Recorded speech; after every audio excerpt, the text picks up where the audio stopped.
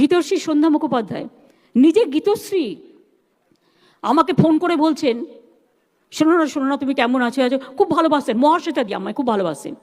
মহাশ্বেতা দি প্রতিদিন আমায় ফোন করতেন, বকতেন, এই খেয়ে বেরিয়েছো, না খেয়ে বেরিয়েছো নিশ্চয়ই, মানে আমাকে বকাবকি করতেন আদরের ছলে। সন্ধ্যা দি আমাকে একদিন বললেন, মমতা আমাকে একটা গান শোনাবে গো। আমরা তুমি কি সত্যি, তুমি আমাকে এবার পাগল করে দেবে, তুমি নিজে গীতশ্রী। আমি ছোটোবেলায় একটু গান শিখেছিলাম, ছেড়ে টেড়ে দিয়েছি, আমি কোত্থেকে তোমায় গান শোনাবো, আর তুমি সে গান অ্যাকসেপ্ট করবে কেন? কিছুতেই ছাড়ার পাত্রী নয় তিনি, কিছুতেই নয়।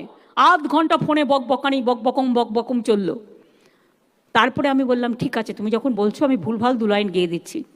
বললাম, এটা গাইলাম, আমি অন্ধকারের যাত্রী, প্রভু আলোর দৃষ্টি দাও। সন্ধ্যাদি বলল, তোমার সুর এত অ্যাকিউরেট কী করে হলো? আমি তো কোনোদিনও গান শুনিনি, গান শিখিনি।